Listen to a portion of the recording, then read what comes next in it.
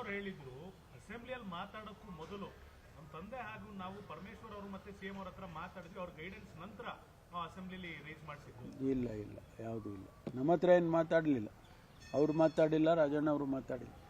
ಈಗ ಈ ಪ್ರಕರಣದಲ್ಲಿ ಸ್ವಪಕ್ಷೀಯರಿದ್ದಾರೆ ಅನ್ನೋ ಕಾರಣಕ್ಕಾಗಿ ಇಷ್ಟೆಲ್ಲ ಆಗ್ತಾ ಇದೆ, ತಮ್ಮ ಮನವಿ ಕೊಡ್ತಾರೆ, ಇದೆಲ್ಲ ನಡೀತಾ ಇದೆ. ಇಲ್ಲಾಂದ್ರೆ ಡೈರೆಕ್ಟ್ ಸ್ಟೇಷನ್ಗೆ ಕೊಡ್ತಾ ಇದ್ರು, ಇಲ್ಲೊಂದು SIT ಮಾಡಿ ವಿಪಕ್ಷದವ್ರು ಇದ್ದಿದ್ರೆ ಇಷ್ಟೊಂದು ಒಳಗಾಗ್ತಿದ್ರು.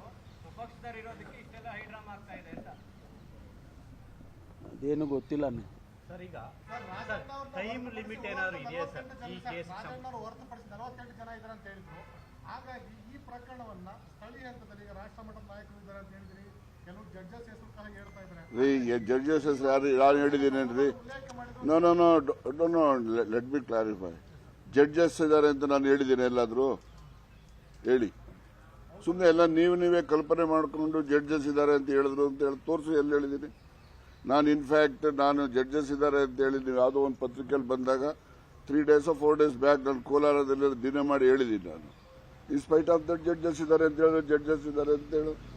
ನಮ್ಮ ಪಾರ್ಟಿನಲ್ಲೂ ಮಾಡಿರೋರು ಇದ್ದಾರೆ, ಬೇರೆ ಪಾರ್ಟಿ ಮಾಡೋರು ಇದ್ದಾರೆ, ಇಲ್ಲೂ ಒಳಗಾಗಿರೋರು ಇದ್ದಾರೆ, ದೆಹಲಿನಲ್ಲೂ ಒಳಗಾಗಿರೋರು ಇದ್ದಾರೆ ಅಂತ ಹೇಳಿದ್ದೇನೆ ಹೊರತು ನಾನು ಯಾರೋ ಬೇರೆಯವರಿದ್ದಾರೆ, ಅವರಿದ್ದಾರೆ, ಇವರಿದ್ದಾರೆ ಅಂತೇಳಿ ನಾನು ಹೇಳಿಲ್ಲ. ನಾನು ಹೇಳದೇ ಇದ್ದದ್ದನ್ನ ನಾನು ಹೇಳೋರೆ ಅಂತೇಳಿ ನನ್ನಿಂದ ಅದನ್ನ ನೀವು ಅದನ್ನ ಸ್ಪಷ್ಟೀಕರಣ ಮಾಡಕ್ ಹೋಗ್ಬೇಡಿ. ಪರ್ಟಿಕ್ಯುಲರ್ ಆಗಿ ನಿಮ್ಮ ಮೇಲೆ ಆಗಿರತಕ್ಕಂತ ಹನಿ ಟ್ರ್ಯಾಪ್ ಯತ್ನದ ಬಗ್ಗೆ ಮಾತ್ರ ಅದೇ ನನಗೇನು ಅನುಭವ ಆಗಿದೆ ಅದು ಮಾತ್ರ ನಾನು ಹೇಳಲಿಕ್ಕೆ ಸಾಧ್ಯನೇ ಹೊರತು ಬೇರೆಯವ್ರಿಗೆ ಏನಾಗಿದೆ ಏನಾಗಿಲ್ಲ ಅಂತಕ್ಕಂಥದ್ದನ್ನ ನಾನು ಹೇಳಲಿಕ್ಕೆ ಯಾಕೆ ಸಾಧ್ಯ? ಯಾಕಂದ್ರೆ ನೀವು ಒಂದು ಮಾತು ಹೇಳಿದ್ರಿ, ಇದು ಕೊನೆಗಾಣಬೇಕು, ಈ ತರದ್ದು ಒಂದು ಜಾಲ ಇದೆ ಅಂತ ಹೇಳಿದ್ರಿ. ಎಸ್, ನನಗೇನು ಅನುಭವ ಆಗಿದೆ, ನಾನೇನು ಅನುಭವಿಸಿದ್ದೇನೆ ಅಷ್ಟು ಮಾತ್ರ ನಾನು ನರೇಶನ್ ಹೇಳಬಹುದೇ ಹೊರತು ಅದ್ರ ಬಿಯಾಂಡ್ ದಟ್ ನಾನೇನು ಹೇಳಲಿಕ್ಕೆ ನನಗೇನು ಗೊತ್ತಿರುತ್ತೆ?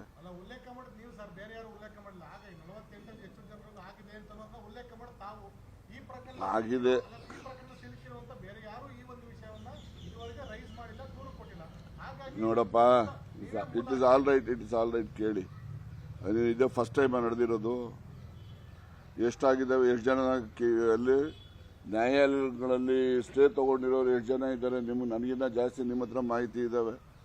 ಅದಕ್ಕೋಸ್ಕರ ನಾನು ಈ ರೀತಿಯ ಒಂದು ಕೆಟ್ಟ ಚಾಳಿ ಸಾರ್ವಜನಿಕ ಜೀವನದಲ್ಲಿ ಮುಂದುವರಿಬಾರ್ದು, ಅದು ಅಂತ್ಯ ಆಗಬೇಕು ಅಂತಕ್ಕಂಥ ಉದ್ದೇಶದಿಂದ ನಾನು ಹೇಳಿದ್ದೀನಿ ಹೊರತು ಯಾರ್ದೋ ಮೇಲೆ ಸೇಡ್ ತೀರಿಸ್ಕೊಳ್ಳೋಕ್ಕೆ ಅಥವಾ ಯಾರ್ದೋ ಮೇಲೆ ಆರೋಪ ಮಾಡಲಿಕ್ಕೆ ನಮ್ಮ ಮನಸ್ಥಿತಿ ಅಲ್ಲ. ಮೊದಲನೇದಾಗಿ ಲೆಟ್ ಮಿ ಕ್ಲಾರಿಫೈ, ಮಾಧ್ಯಮದಲ್ಲಿ ತುಮಕೂರಿನ ಪ್ರಭಾವಿ ಸಚಿವರುಗಳು ಹನಿ ಟ್ರ್ಯಾಪಲ್ಲಿ ಒಳಗಾಗಿದ್ದಾರೆ ಅಂತ ನೀವೇ ತೋರಿಸ್ತಾನೆ ಇದ್ರಿ. ಅಲ್ಲೆಲ್ಲೂ ಸ್ಪೆಸಿಫಿಕ್ ಆಗಿ ಈಗ ತುಮಕೂರಿನ ಸಚಿವರು ನಾವಿಬ್ಬರೇ ಇರೋದು. ನನ್ನ ಹೆಸರು ಎಲ್ಲೂ ಬರಿತಾ ಇರಲಿಲ್ಲ, ಅವ್ರ ಹೆಸರು ಎಲ್ಲೂ ಹೇಳ್ತಾ ಇರಲಿಲ್ಲ. ಅದಕ್ಕೆ ಅವರು ಏನು ಹೇಳಲಿಲ್ಲ, ನಾನು ಏನು ಹೇಳಲಿಲ್ಲ, ಸುಮ್ಮನೆ ಇದ್ದು.